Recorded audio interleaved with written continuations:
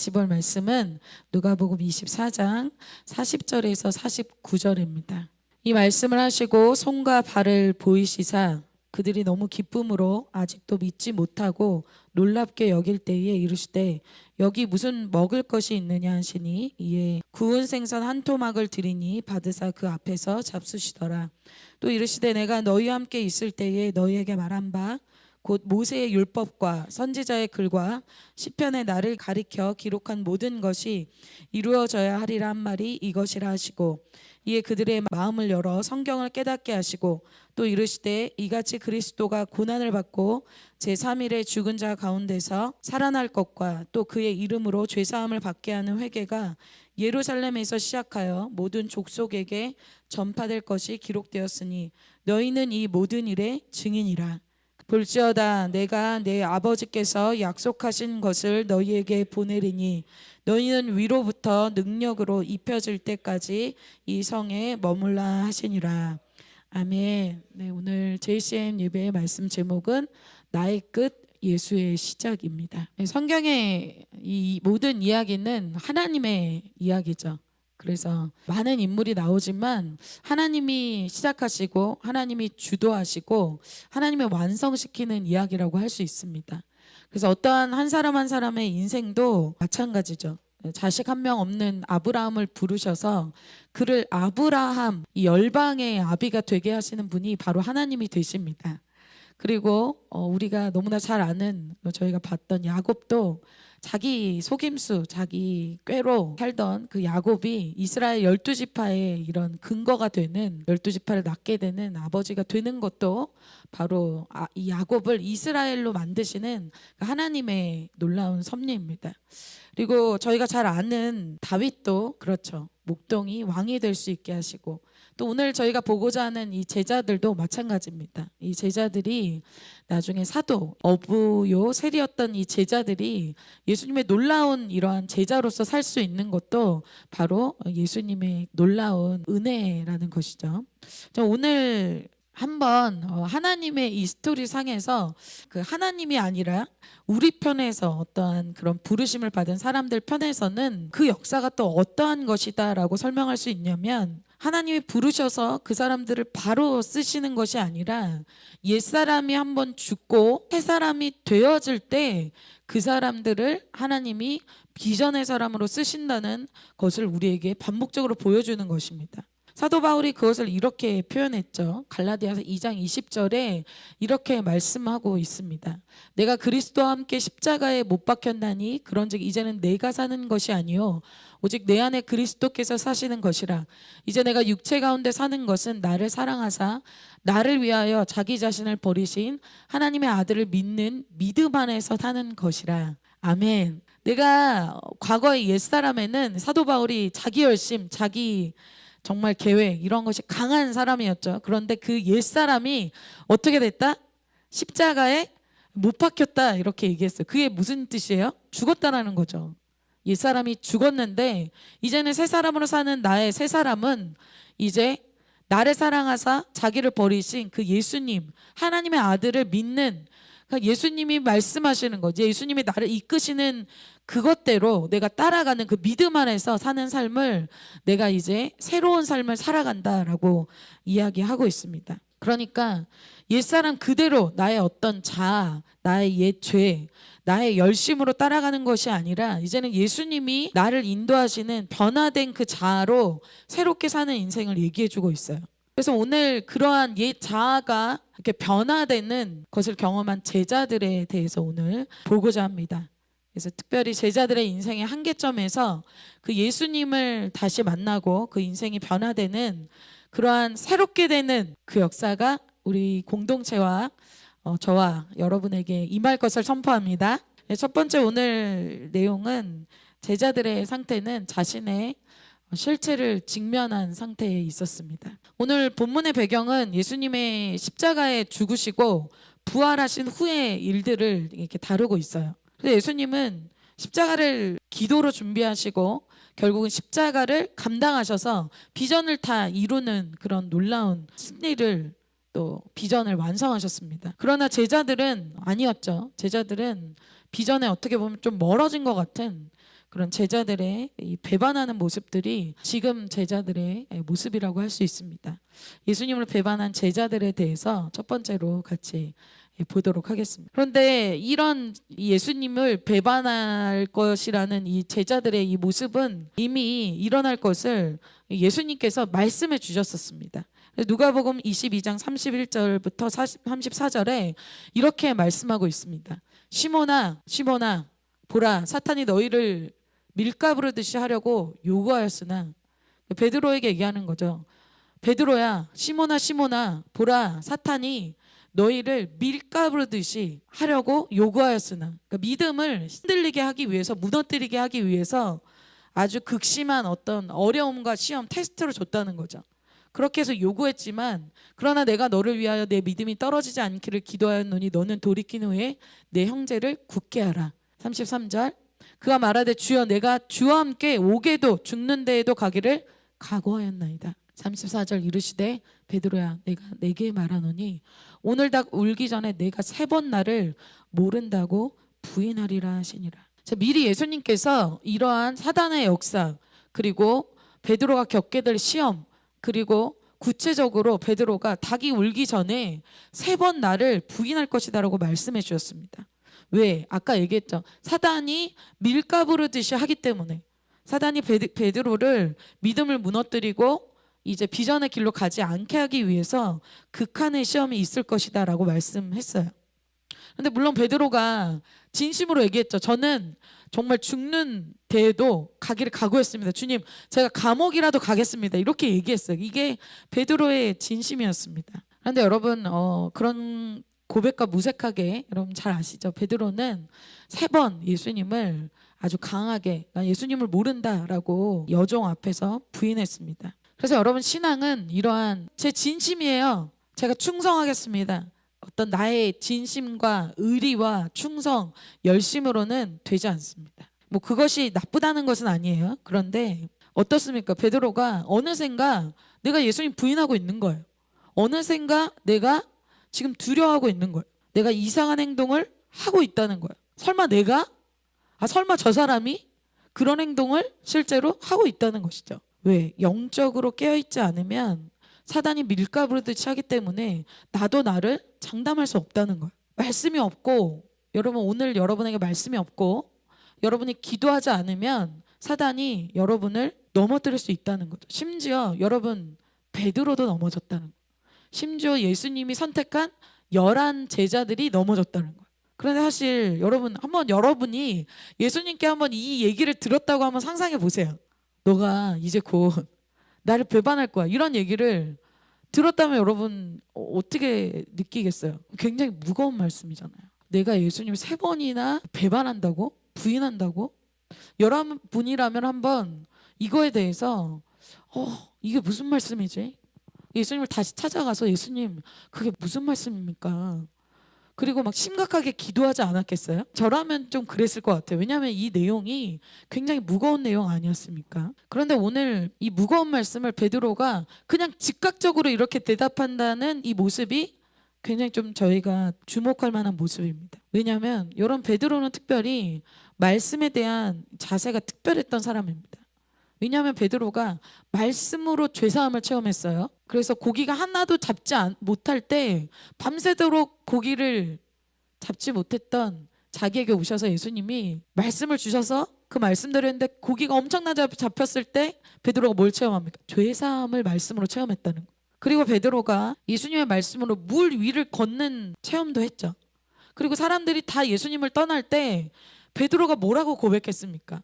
다 떠날지라도 저는 영생의 말씀이 여기 있사오니 저는 떠날 수 없습니다라고 얘기할 정도로 베드로가 예수님의 말씀의 이 능력을 너무나 많이 체험했던 사람이라는 거예요. 그런데 베드로가 오늘 보이는 모습은 굉장히 다르죠. 이 예수님이 직접 베드로에게 네가 나를 3번 부인할 것이라고 얘기하는 이 말씀에 베드로가 심각하게 이것을 기도해 봤다, 아니면 이 말씀을 무겁게 여겼다, 그 이후에 어떠한 액션도 어떠한 고민도 나오지 않는다라는 것을 볼 수가 있어요. 베드로에게 어때요? 이 말씀이 자기에게 적용이 전혀 안 되고 있다는 거예요. 여러분이 오늘 이런 말씀을 듣는데 난 잘 모르겠는데, 나 아닌 것 같은데, 이거 뭐 다른 사람한테 해당하는 거 아닌가? 자, 베드로에게 처음에 자세가 없어졌다는 거예요. 말씀을 가볍게 여기는 자세가 생겼다는 거죠. 그러니까 자신을 변화시키고 자신을 여기까지 있게 한 그 말씀이 그에게 없는 거예요. 그런데 어때요? 베드로의 신앙의 기반이 말씀이 아니라 이제는 뭐예요? 자기의 충성, 자기의 열심, 자기의 헌신이라는 거죠. 그런데 여러분, 이러한 신앙은 언젠가는 무너지게 됩니다. 그래서 여러분, 오늘 말씀은 여러분에게 적용하게 되시기를 축복합니다. 나는 아닐 것이라고 생각한 거예요, 베드로가. 남에게 적용하고 나는 그럴 사람이 아니라고 확신하는 거예요. 베드로가 이 사건이 일어난 후에 그 말씀이 정말 진짜구나, 정말 말씀대로 되었구나, 얼마나 소름 돋고 두려웠었겠어요. 얼마나 탄식했겠어요. 이러한 경고의 말씀을 주실 때는 여러분 특별히 깨어 있어야 됩니다. 그런데 여러분, 그 말씀이 눈앞에 이루어지고 있는 때 정작 자신이 그걸 모를 때가 많이 있다는 거예요. 저는 참 최근에 그걸 느끼고 있습니다. 저희 대학부에 살림이라도 개척하라는 말씀을 주셨고 시므온 지파에 대한 말씀 주셨어요.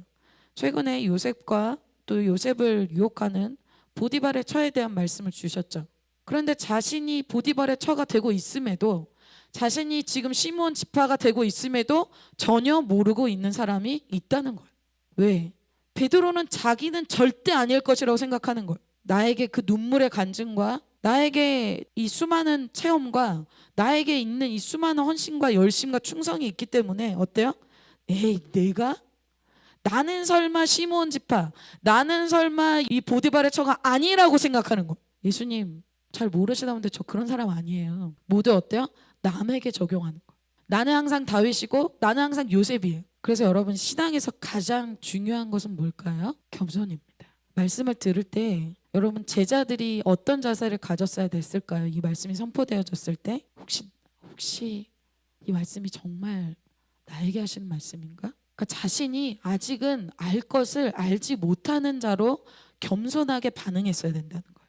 그러니까 여러분, 지금 제자들은 아직 영적인 세계에 대해서 무지하거든요. 그리고 사단이 밀가부를 타는 거 지금 모르잖아요. 제자들은 지금 모르는 게 너무 많다는 거예요. 그것을 다 보시고 아시는 예수님이 말씀하실 때 그 말씀에 귀 기울였어야 된다는 것입니다.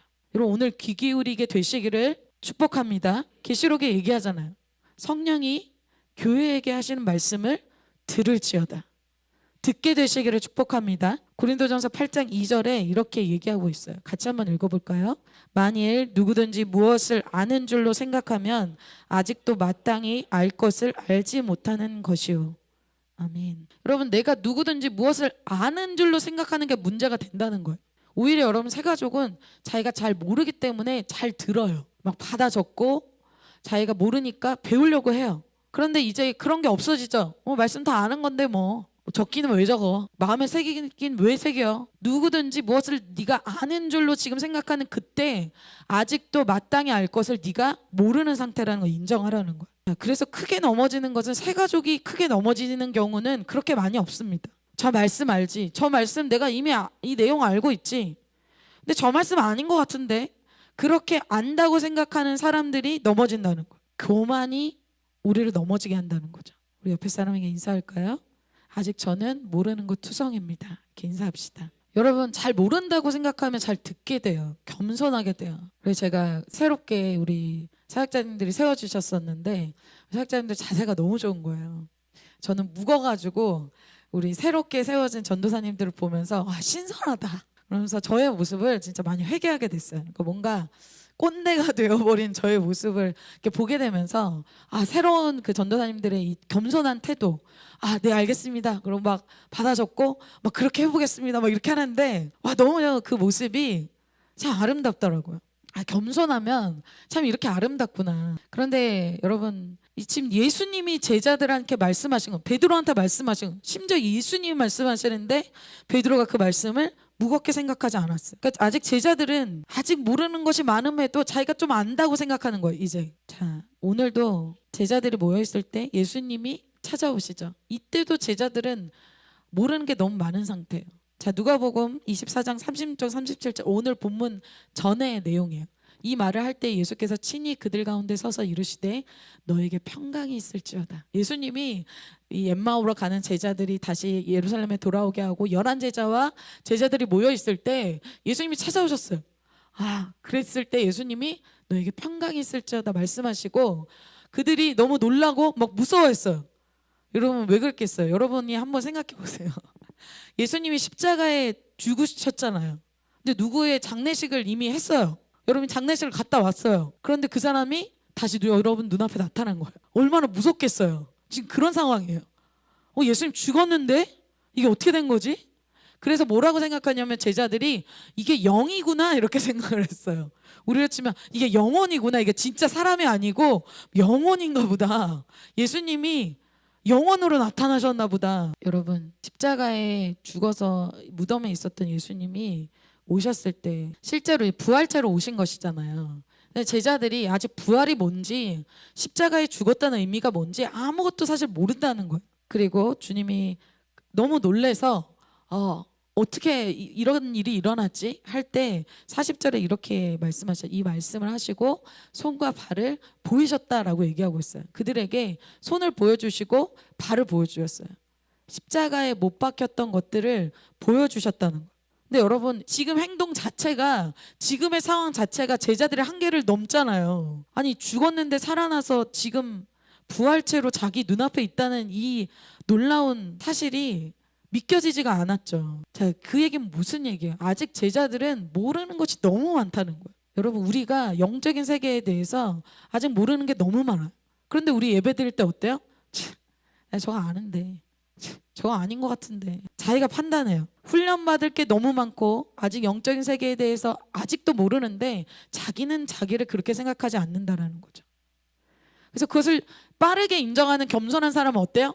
빨리 변화돼요.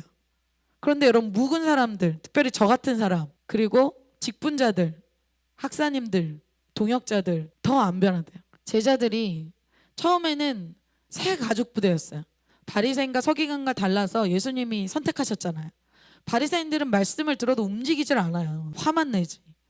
회개도 안 하잖아요. 그런데 말씀을 딱 넣어주면 제자들은 막 이해즉시 막 반응하는 거예요. 자, 나를 따르라. 한마디에 딱 일어나가지고 따라요. 그 정도로 새 포도주를 담은 신축성 있는 새 가죽 부대가 제자들이었어요. 그런데 제자들이 forever 계속해서 새 가죽 부대냐? 그렇지 않다는 거죠. 제자들도 헝 가죽 부대가 되어질 수 있다는 거. 우리 시간이 지나고 우리의 신앙의 연륜이 쌓이고 막 직분도 갖게 되고 그러면 어때요? 헝 가죽 부대가 우리도 모르게 되어진다는 거죠. 그래서 계속해서 우리 안에 개혁이 일어나지 않고 회개가 일어나지 않으면 우리는 헝 가죽 부대로 있는 거예요. 그러면 어떻게 될까요? 제자들은 예수님 믿긴 하잖아요. 신앙하긴 하죠. 그러면 어떤 걸로 신앙하는 거예요? 나의 생각, 나의 패턴, 나의 스타일 그대로 그냥 하는 거예요. 자, 그런데 제자들이 정말 자기가 생각하는 수준이 자기의 수준이 아니라는 것을 직면하게 됐어요. 무슨 사건? 십자가 사건으로. 내가 이렇구나. 내가 진짜 민낯이 이렇구나. 내가 이렇게 음란하고, 내가 이렇게 타락했고, 이렇게 내가 세상적이고, 내가 이렇게 세상의 것을 좋아하고, 내가 아직도 그렇구나. 이것을 사건을 통해서 하나님이 드러내신다는. 너가 그런 수준이라는 것을, 우리가 그런 수준이라는 걸 주님이 인정하길 원하신다는 거예요. 그것을 충성이라는 이름으로, 헌신이라는 이름으로 커버하지 말라는 거예요. 내 영적 실체를 받아들이라는 거죠. 그런데 여러분 영적 실체를 보게 되면 어떻게 돼요? 나는 진짜 비전 이룰 사람이 아니잖아요. 그래서 지금 제자들의 상태가 어떤 상태예요? 비전을 포기한 상태라는 거예요. 두 번째, 십자가의 대혼란의 이런 시간을 겪으면서 제자들의 실체가 다 드러났어요. 그래도 나는 충성스럽고 그래도 나는 괜찮은 사람이라는 이 모든 자기가 어떻게 됐을까요? 다 무너졌다는 거예요. 내 안에 이 연약함들이 다 안에 있던 것들이 완전히 다 진동되듯이 다 드러났다는 거예요. 나는 아니지. 다른 사람은 그럴 수 있어도 그게 바로 나였다는 것을 알게 되는 순간을 경험하게 된 거예요. 그러니까 여러분 어때요? 제자 공동체는 자기 연약함이 다 드러나는 곳이에요. 자기 안에 있었던 묵었던 모든 그 죄와 연약함과 상처들이 공동체에서 다 드러난다는. 근데 여러분 우리가 예수님이 이들을 선택했잖아요. 심지어 하나님이 선택한 사람들이 11제자. 그럼 11제자가 약간 수준이 있어야 되지 않겠어요? 우리가 기대하는 게 그렇잖아요. 여러분 그렇잖아요. 여러분 리더들, 동역자들, 이 정도는 돼야 되지 않겠어? 동역자인데 리더인데 그런 게 있잖아요. 우리도 열한 제자를 생각할 때 좀 그런 생각이 있잖아요. 그런데 열한 제자가 어때요? 철저하게 실패하고 철저하게 패배했죠. 자신의 힘으로 절대 비전을 이룰 수 없는 사람이라는 것을 알게 됐다는 거예요. 그 팩트를, 그 진실을 마주하게 된 거예요. 아, 내가 그렇게 괜찮은 사람이 아니구나. 자신에 대해서 그렇게 기대감이나 이제 소망이 없을 때 그때 오늘 예수님이 오십니다. 41절, 42절 사시선절에 이렇게 얘기하고 있어요. 그들이 너무 기쁨으로 아직도 믿지 못하고 놀랍게 여길 때 이르시되 여기 무슨 먹을 것이 있느냐 하시니 이에 구운 생선 한 토막을 드리니 받으사 그 앞에서 잡수시더라. 여러분, 예수님 지금 배고파서 갑자기 와가지고 드시는 거예요? 아니잖아요. 제자들에게 내가 지금 부활체로 왔다라는 걸 보여주시는 거예요. 예수님도 죽었고 그때는 그 전에는 예수님도 죽었고 나도 예수님 배반했고 이제 비전은 끝났다라고 생각했을 거예요. 나 같은 사람이 무슨 비전을 위해 사나. 그런 마음에 여러분 평강이 있겠어요? 마음이 여러분 고통스럽고 마음이 너무 괴롭죠. 자신의 모습을 볼 때는 비전을 어떤 소망을 가질 수 없는 상태에 지금 제자들을 예수님이 찾아오셨다는 거예요. 그리고 여러분 지금 상태는 제자들이 숨어 있었습니다. 왜냐하면 유대인들의 핍박이 있었기 때문에 굉장히 두려웠어요. 여러분 예수님을 죽인 사람이 누구예요? 유대인이었다는 거예요. 로마 사람이 죽인 게 아니에요. 종교인들이 죽였어요. 그러니까 당시 유대인들이 억울한 모함으로 가짜뉴스로 핍박으로 선동으로 결국 예수님 죽였죠. 이 핍박을 지금 제자들이 받을 수 있는 상황에 놓여 있었어요. 누구보다. 그런데 오늘 예수님이 평안한 모습으로 오십니다. 왜 예수님이 평안할 수 있었을까요? 그리고 제자들에게 평안할지어다 그렇게 말씀하셨어요. 여러분 예수님은 말씀을 갖고 있어요. 그래서 이것이 갑자기 일어난 일, 갑자기 예측하지 못한 일이 아니라 말씀을 갖고 있었기 때문에 예수님은 평안할 수 있습니다. 말씀으로 지금의 상황을 해석하고 말씀으로 지금의 나의 상태를 알 수 있다는 거예요. 그런 사람 평안할 수 있어요. 이게 어떻게 된 거지? 공동체 왜 이런 일이 일어나는 거지? 나에게 왜 이런 일이 일어나는 거지? 말씀으로 이미 말씀하셨다는 거예요. 그런 일이 일어날 것이라는 걸 얘기하셨다는 거예요. 그리고 주님이 그 말씀을 가지고 어떻게 하셨어요? 기도하셨죠. 십자가 질 것을 알고 계셨고 핍박받을 것을 알고 계셨어요. 아는 것으로 끝난 것이 아니라 예수님이 기도하셨다는 거예요. 기도하시면서 하나님의 임재로 충만하시고 그리고 하나님으로 채워진 그 상태, 하나님과 동행하는 그 상태로 십자가를 이기셨어요. 우리에게 가장 중요한 상태는 무엇일까요? 바로 사건이 끝나기를, 환경이 좀 바뀌기를, 내 주위에 있는 사람이 바뀌기를, 그것이 아니라 어때요? 하나님이 나와 함께 하시느냐, 그것이 중요하다는. 최근 우리에게 여러분 한번 생각해 보세요. 내가 하나님의 임재가 있는가를 한번 생각해 보세요. 하나님의 임재가 있으십니까? 최근 우리에게 주셨던 요셉 말씀이 있어요. 그래서 요셉 말씀을 다음 세대에 말씀 전할 기회가 있어서 다시 좀 준비를 했습니다. 여러분에게 전했던 말씀을. 그래서 다시 정리를 하면서 하나님이 저에게 주셨던 마음이 있어서 다시 준비해서 새롭게 전하게 됐어요. 그러면서 하나님이 그 말씀을 보면서 아 진짜 요셉이 비전을 이룰 수 있었던 키는 은사나 충성됨이 그런 게 아니구나. 그러니까 우리는 그렇게 생각하잖아요. 아 내가 이런 은사가 있으면, 내가 이런 탁월함이 있으면, 내가 이런 게 있으면은 비전을 이룰 사람이 될 수 있을 거야라고 생각하잖아요. 저도 많이 그랬던 것 같아요. 내가 이런 스펙, 내가 이런 은사, 이런 충성, 이런 특별한 것이 있으면 내가 그 비전을 이룰 수 있다라고 생각을 했어요. 세상 사람들도 그렇게 생각하죠. 내가 이런 야망, 이런 비전을 이루려면 이런 게 있어야 돼. 근데 제가 요셉 말씀을 보면 볼수록 그게 아닌 거예요. 자, 창세기 39장 2절부터 5절에 이렇게 성경에 반복적으로 얘기하고 있어요. 여호와께서 요셉과 함께 하심으로 그가 형통한 자가 되어 그의 주인 애굽 사람의 집에 있으니. 여러분 뭐라고 얘기해요? 여호와께서 요셉과 함께 하심으로. 이게 키예요. 그래서 어때요? 요셉이 한 게 없어요. 지금 요셉이 아직 한 게 없어요, 여러분. 근데 어때요? 요셉과 하나님이 함께 하시기 때문에 형통하게 됐대요. 요셉의 노력, 충성 여기 들어가 있어요? 1도 없어요. 뭐 충성하지 말라 그 얘기가 아니에요. 여호와께서 요셉과 함께 하셨기 때문에 그것 때문에 형통한 자가 되었고, 그러니까 어때요? 3절에 그의 주인이 여호와께서 그와 함께 하심을 보며, 그의 주인이 요셉을 본 거예요? 하나님을 본 거예요. 요셉의 하나님을 보니까 요셉과 함께하면서 어떻게 한대요? 범사에 요셉을 형통하게 하시는 거예요. 여기서 요셉의 노력과 헌신과 충성이 들어갑니까? 들어가지 않고 있다는 거예요. 자, 4절. 요셉이 그의 주인에게 은혜를 입어. 왜 은혜를 입었어요? 자기 노력 때문에? 하나님 때문에. 그 요셉을 가정총무로 삼고 자기의 소유를 다 그의 손에 위탁하니, 왜? 요셉한테 맡기면 하나님이 잘 되게 하니까. 5절, 4절, 5절. 예, 그가 요셉에게 자기의 집과 그의 모든 소유물을 주관하게 한 때부터 어떻게, 누가 일하세요? 여호와께서 요셉을 위하여 그 애굽의 사람의 집에 복을 내리심으로 여호와의 복이 그의 집과 밭에 있는 모든 소유에 미친지라. 여러분, 이런 사람 되시기를 축복합니다. 내가 가는 곳마다 파탄나고 폭파되고 막 더 안 돼. 회개하시길 바랍니다. 저도 회개해야 될 것 같아요. 그런데 요셉이 가는 곳마다 어때요? 요셉의 하나님이 잘 되게 하신대.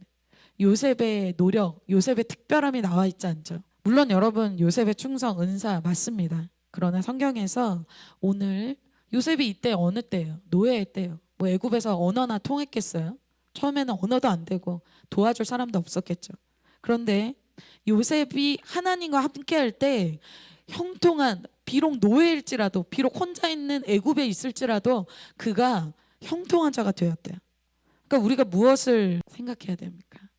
지금 내가 하나님과 함께하는가? 하나님 임재 없이, 하나님의 말씀 없이 나 혼자 열심히 할 수 있어요. 완벽하게 잘해내는 모습 막 공동체에 보여주고 리더한테 보여줄 수 있죠. 그런데 예수님이 지금 제자들 찾아와서 너 왜 이렇게 실수해? 왜 이렇게 실패해? 막 이래요? 아니에요. 예수님이 지금 무슨 작업을 하시냐면, 포도나무 가지가 포도나무에 붙어 있을 때 열매 맺는 방법을 알려주고 계신 거예요. 그러니까 내가 이루는 게 아니라 예수님이 이루어지게 하신다는 것이죠. 그래서 예수님이 40일 부활하시고 승천하시기까지 이 40일 동안 제자들에게 반복적으로 이것을 훈련하시고 떠나십니다. 이게 마지막 중요한 훈련이기 때문에 그 다음에 넥스트는 어떻게 돼요?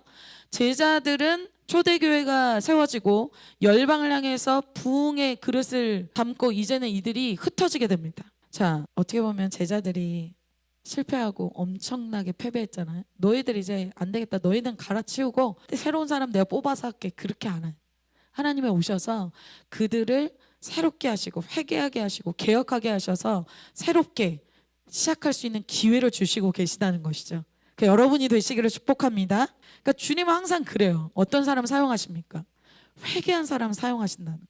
죄가 하나도 없고 막 무결점이고 공동체에서 죄 하나도 안 드러난 사람이 아니라 죄가 드러나고 연약함이 드러나고 실패했었고 그런 사람을 회개시키셔서 사용하신다는 거예요. 그래서 세리도 창기도 어떤 사람이라 할지라도 회개하면 주님이 사용하신다는 거예요. 회개한 베드로, 회개한 사도 바울을 주님이 사용하시는 줄 믿습니다. 문제는 회개하지 않으려는 바리새인과 서기관 같은 그게 문제라는 거예요. 죄의 회개는 저 세리나 창기나 하는 거지 나는 괜찮은 사람이야. 그러니까 그 사람에게 어떤 회개 역사도 안 일어나잖아. 어떤 음란의 문제도 안 끊어지잖아. 문제가 있는데도 문제가 없는 척하니까 어때요? 변화가 없는.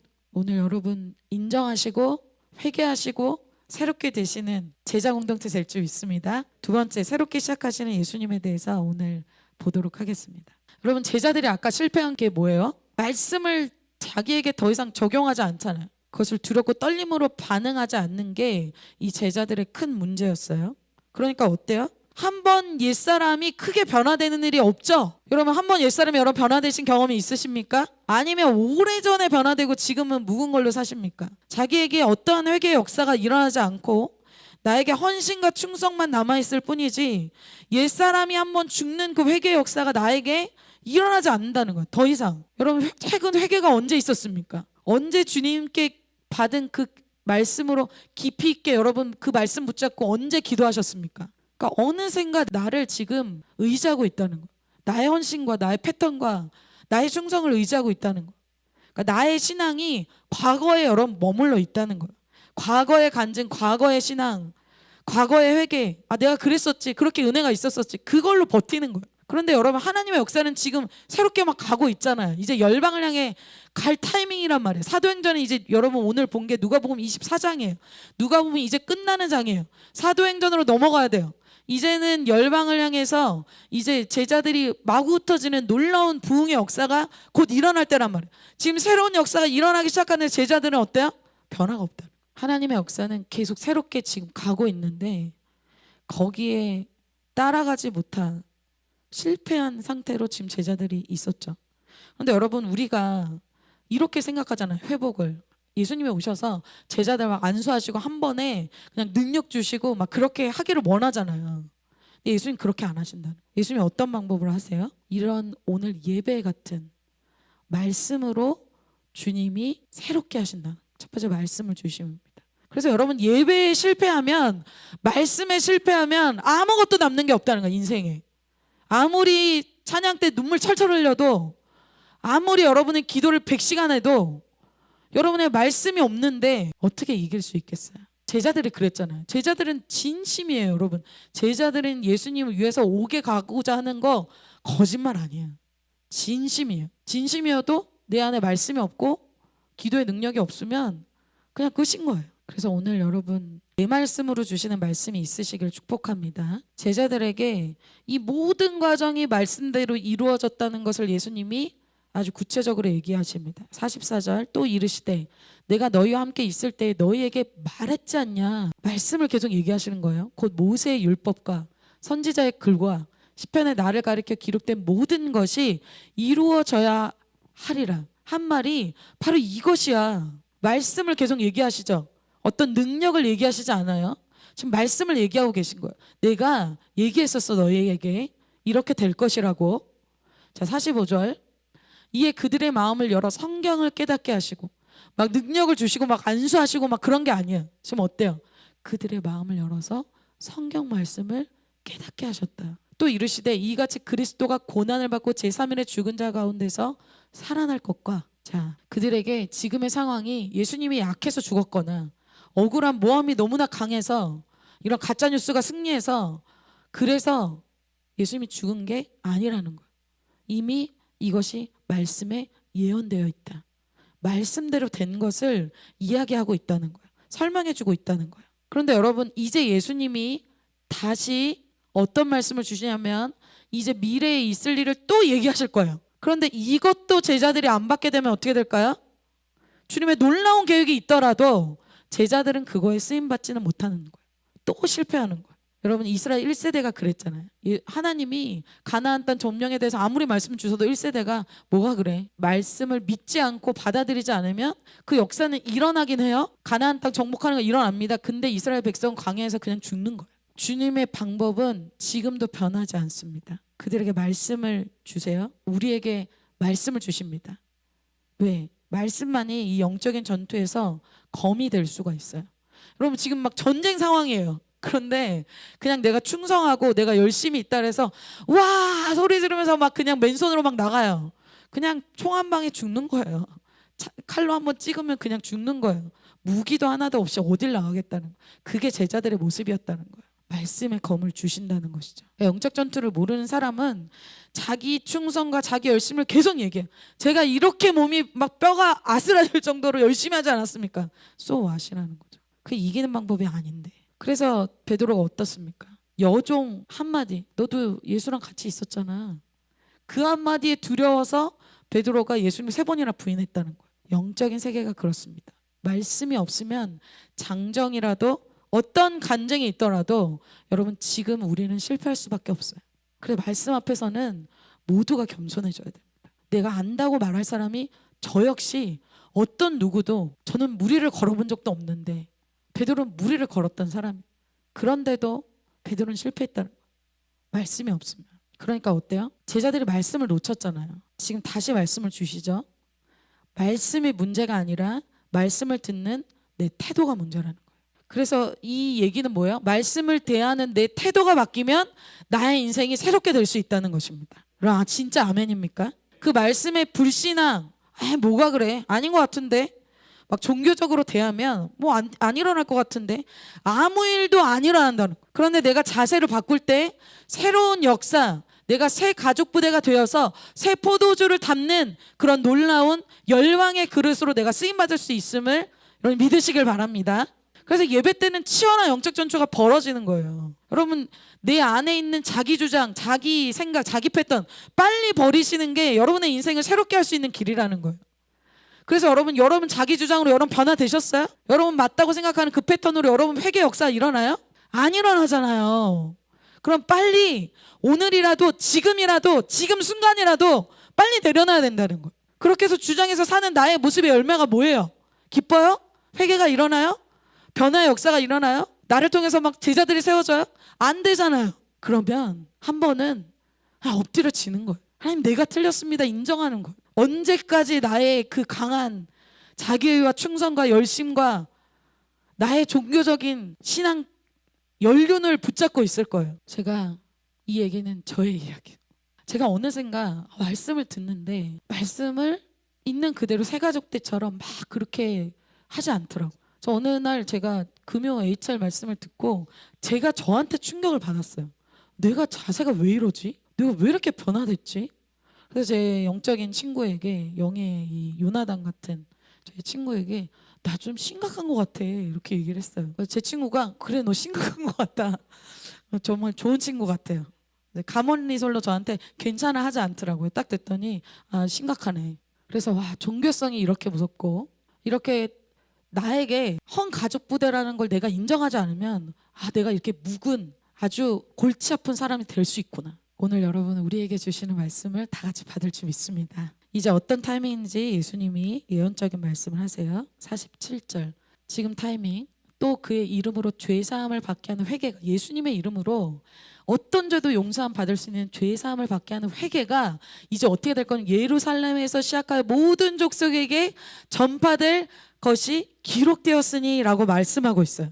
이제 예루살렘으로 시작해서 유대와 사마리아 땅끝까지 이런 복음의 역사가 확장되고 부흥되는 역사가 이제 일어날 거야 라고 이야기하고 있어요. 자, 이제 공동체적으로 제자들 개인적으로 확장되어야 되는 타이밍에 제자들이 놓일 것이다 라고 얘기하고 있는 것이죠. 이 타이밍에 너의 역할, 네가 해야 될 것이 무엇인가를 아주 정확하게 주님이 두 가지를 얘기해 주십니다. 두 번째, 제자들의 이 사명을 주님이 주시는데요. 예수님께서 죄사함을 받고 또 용서함을 받은 이러한 제자들에게 이제 너를 위한 인생 살아 그것이 아니라 이제 사명을 주십니다. 그래서 여러분 예수님을 경험하신 분들, 죄사함을 받으신 분들은 사명을 위해 살아야 될 줄 믿습니다. 그냥 예수님 믿어서 나 죄 사함 받았어 끝이 아니에요. 넥스트. 나는 사명을 위해서 하는 거예요. 그 사명을 48절 한 절에 이렇게 얘기하십니다. 여러분 같이 한번 읽어보겠습니다. 48절 너희는 이 모든 일의 증인이라. 아멘. 어떤 일의 증인이에요? 예수 그리스도가 말도 안 되는 나의 죄를 위해서 십자가에 발가벗겨진 채로 자기 죄가 하나도 없는데 나의 이 배신하는 죄, 나의 이 연약한 죄, 나의 이 말씀을 가볍게 여기는 죄, 나의 이 모든 예수님을 배반한 죄, 사마리아 여인의 이런 음란한 죄, 세리마태의 돈을 사랑하고 돈 따라 사는 그 인생, 돈을 사랑한 죄, 이 모든 것을 주님이 다 자기 몸으로 십자가에 올라가셔서 죽으신 것, 그런 나를 용서하신 것, 그런 나를 다시 찾아오셔서 지금 제자로서 살 수 있는 한없는 한계 없는 용서를 주시는 것, 그 일에 너희가 증인이다. 증인은 뭐예요? 진짜 경험한 사람이 증인이잖아요. 나 그렇게 들었어 라고 얘기하는 것이 아니라 제자들이 그 용서와 그 인내와 그 한계 없는 사랑을 실제로 체험했어요. 그 증인으로 부르셨다는 거예요. 그래서 제자들은 이제 자기의 이름을 내거나 자기가 막 드러나거나 뭐 그런 일에는 부르심을 받은 게 아니에요. 이제는 자기를 구원하신 그 예수님을 드러내고 그 예수님을 위해서 사는 그 증인의 사명을 받은 것이죠. 그게 우리의 사명인 줄 믿습니다. 너 이렇게 예배 잘 나오고 있어요. 저 잘 살고 있는데요. 언제 성경에서 주님을 믿고 예배 잘 나오면 신앙 잘하는 것이다. 아니에요. 어떻게 해야 됩니까? 예루살렘과 온 유대와 사마리아와 땅끝까지 이르러서 증인의 삶을 살아야 맞는 것입니다. 그래서 여러분이 캠퍼스에, 여러분의 직장에, 여러분이 있는 가정에 어떤 곳에서든지 열방 가운데서도 흩어져서 증인의 삶을 사는 것이 우리의 목표가 되어야 될 줄 믿습니다. 교회 다니는 교인을 만드는 것이 예수님의 목표가 아니었다는 거예요. 더 이상 나를 위해서 사는 삶을 멈춘 그러한 제자 공동체 될 줄 믿습니다. 그리고 마지막으로 이 사명대로 살 수 있는 능력을 약속하고 계십니다. 여러분, 제자들이 왜 실패했어요? 제자들이 충성되지 않았나요? 헌신하지 않았나요? 아니에요. 제자들은 순수했고 누구보다 충성했고 누구보다 헌신했어요. 정말 훌륭한 사람들이에요. 그게 나쁘다는 것이 아니에요. 그러나 신앙은 그러한 인간적인 혈과 육 차원으로만은 안 된다라고 말씀드렸죠. 영적인 전투이기 때문에. 그래서 성령의 역사만이 악한 영을 이길 수 있기 때문에 제자들을 성령의 능력을 가진, 성령의 무기를 가진 사람으로 주님이 준비되게 하십니다. 그래서 제자 훈련의 마지막은 성령을 받는 거예요. 우리의 강함으로 되지 않기 때문에. 여러분, 우리는 팩트를 말씀드릴까요? 우리는 악한 영을 이길 수 없어요. 우리가 막 칼을 들고 막 싸운다고 영적인 세계 악한 어둠의 세력이 무너집니까? 아니에요. 악한 영은 성령으로만 이길 수 있어요. 하나님의 영으로만 이길 수 있어요. 그래서 권능이 필요하죠. 그래서 주님이 49절에 이렇게 말씀하십니다. 지금 너희가 당장 지금 증인되고 나가서 싸워라 얘기하지 않으세요. 너희 기다려라. 머물라 하는 거예요. 지금은 나가서 싸울 때가 아니라는 거죠. 그럼 너희가 뭐 하냐? 너희는 기다려라. 머물라. 무엇을 위해서? 너희 위로부터 능력으로 입혀질 때까지 기다리라는 거예요. 그게 입혀지고 나서 나갈 수 있다는 거예요. 여러분, 아멘입니까? 말씀의 검도 없이 성령의 능력도 없이 나가지 말라는 거예요. 그러니까 어때요? 만신창이가 돼서 돌아오는 거예요. 너덜너덜해져가지고. 그러니까 항상 여러분 입에 뭐가 나와요? 피곤하다, 쉬고 싶다, 이제 안 되겠다, 한계다. 왜요? 능력이 없으니까. 성령이 함께 하실 때 사명이 가능하다는 거죠. 왜요? 예수님도 성령의 능력으로 사역하셨기 때문입니다. 사도행전 10장 38절을 자매님들이 한번 같이 읽겠습니다. 하나님이 나사렛 예수에게 성령과 능력을 기름 붓듯 하셨음에 그가 두루 다니시며 선한 일을 행하시고 마귀에게 눌린 모든 사람을 고치셨으니 이는 하나님이 함께 하셨습니다. 아멘. 하나님이 함께 하셔서 예수님의 그냥 개인 능력으로 열심으로 하신 게 아니라 지금 사도행전에 뭐라고 얘기하고 있어요? 하나님이 나사렛 예수에게 성령과 능력을 기름 붓듯 하셨기 때문에 두루 다니시고 선한 일 행하시고 모든 마귀에게 눌린 모든 사람을 고치셨다. 왜? 하나님이 성령과 능력을 주셨기 때문이에요. 예수님이라 할지라도 예수님의 능력으로 한 것이 아니라 하나님이 성령과 능력을 기름 붓듯 하셨기 때문에 그것으로 한 것이라는 거죠. 예수님이 우리에게 보여주시는 거예요. 그 제자들은 그전엔 실패해요. 사도행전에 가서 어떻습니까? 계속 승리하는 역사가 일어나죠. 그 변곡점이 어디입니까?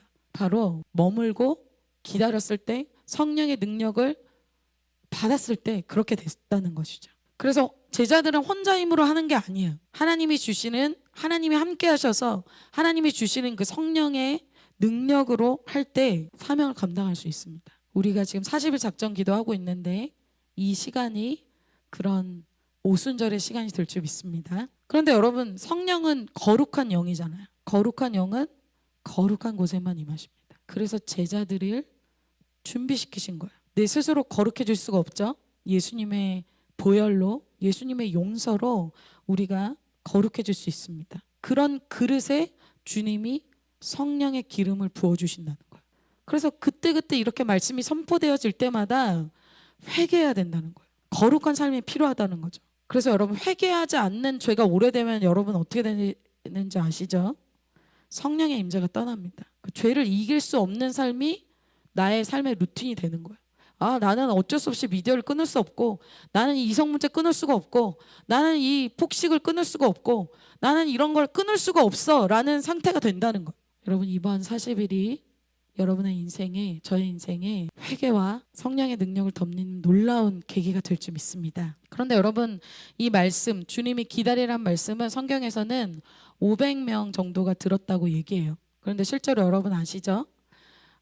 딱 그 말씀을 다 500명 정도, 여기에 치면 여기서 한 50명 정도 들었다. 그런데 그 중에 몇 사람이나 그 말씀을 듣고 순종했을까요? 120명, 24%만, 20% 정도 되는 사람만 움직였다는 거예요. 이 중에서 한두 명 정도 움직일까요?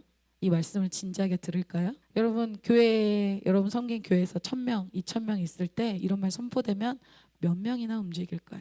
그런 역사가 일어난다는 것이죠. 말씀을 듣는다고 해서 주인공이 되는 것이 아니라, 변화가 일어나는 것이 아니라, 듣고 결심하고 결단하고 성에 머물며 기도한 사람만이 그 일의 주인공이 된다는 것입니다. 새로운 것을 주어도 새롭게 될 수 있는 기회는 각자의 의지에 따라 달라진다는 것입니다. 반응에 따라 달라진다는 거예요. 하지만 여러분이 그 120명이 되어서 여러분의 인생에 새로운 회개와 확장의 역사가 이 40일간 임하게 될 것을, 40일도 아니죠, 이제 30일 정도 남았는데 그런 역사가 여러분에게 임하게 될 것을 선포합니다.